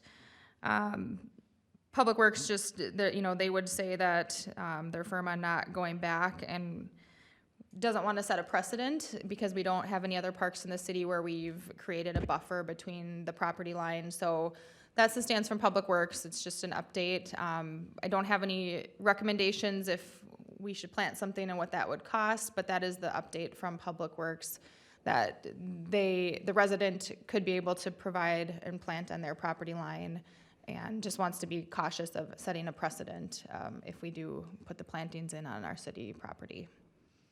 So essentially, we asked for a recommendation of what could be planted there and what it would cost. And I still don't have that, so I'll ask for the third time for a recommendation of what could be put there and what it could cost. And I did go out, I sent you some pictures, I don't know if you want to pull them up for me, but I went out and took a look at it just to try to understand this piece of feedback, because I wanted to see where he was in correlation to the park. I think this is a unique situation in that he is right on top of the park. And I also see this as, there was originally something there, it got taken down. So I don't see it as setting a precedence, because you're potentially replacing something that you took out there. And it is a direct cut through. It's not like any other park that we have. So I will again ask for a cost on what it would take to put something there and a recommendation as to what maintenance would recommend being put there. And I think in the PowerPoint we had last month, that was one of the pictures, ironically, there, you could see the actual, when there was there, but this is what I looked at. And as you can see, it is right. I can see where he's arguing people do cut through his yard because that buffer is removed. Yeah, And there's so- there's nothing to Yeah. delineate park my. Well, I don't think, do all of our parks have delineation between the adjacent property? No, but I think what's different about this one is that this is the only park I can think of where there isn't spacing or, like, I looked at the one over off of, Farnham. The small one, I can't think of the name right now. But anyhow, there's common land around that one. There's the one Sherwood that one's got some common land. This is the only one that I can see where look at Belts. Look at the house right next to Belts. There's a fence and There's a trees fence there, there. Well, was it the case that there were shrubs there before that buckthorn grew Into within the it, shrubs, and therefore there was a barrier. a barrier, Yeah. and There were we let trees, the he said. buckthorn They were grow, from and his so road. they took it all out. So if that's the case, it would simply be a matter of replacing the Replacing. shrubs that Replacing. previously were there. Which is what we did when the trees died in Fenway. We replaced those trees. So there was something there, and now there's nothing. And we asked for a staff memo on a recommendation of what could be placed there and what the cost would be. So I would again ask for that and like to see it next month. And this is what it looks like. I agree with him. It is in very close proximity to the park and there is no buffer there. I wouldn't like it if I lived there. Wouldn't it be nice for you to have information to go back to him that we're looking at it, we, feel his Yeah. pain, we know we're looking to do something, just don't know what or how. Yep. But at least the communication, again, is just so important. It's not precedent setting because we're replacing, Right. so. Any other commissioner updates? Yeah, I don't really have much to update, but Jamie was looking for someone to volunteer to figure out what's going on with the boat clubs before we get to to having to redo the contract, so I offered, and so I've just started kinda cataloging where all the boat club is, and then I'll try and get some information to see if any of the cities around us, what they do, and if it's different than ours, and so, and I'll come back here with information as I get it. And if anybody has any information or thoughts, send them to me, or we can talk. Great. And mine is probably mute for tonight because there's so much going on and we don't have the funds to do what we'd like to do. But, that park booklet that we talk about all the time too, putting together something so the community would know where our parks are and what the amenities are on them. And I think once we get through the next big phase of the couple things we're doing, we have to put that on a high agenda item again. The sledding hill. I know you went out there too and you thought maybe the trees were a little close at the middle part. And they might be, but talk about neighborhoods that don't want us to have it marked. They love to use the sliding hill, but most people in our community they don't even know it's there. And so if we ever get that park booklet done, that would be nice to let people know it's available. Awesome. Anybody else have updates? And Kathy, I just wanted to bring that up to make sure everybody knew, and I found tonight one didn't know, and that collectively, are we going to do anything, or have we all singly done something? I've done something. I have too, so just to make sure that, We can touch base on Maybe that. we can do that after the meeting. Yep. After that'd we be great. adjourn. I'm happy to stick around for a few minutes if anyone wants to discuss that. Okay. Hearing no other items, do we have a motion to adjourn? So moved. Second. All in favor? Aye. All right, motion carries. Thank you.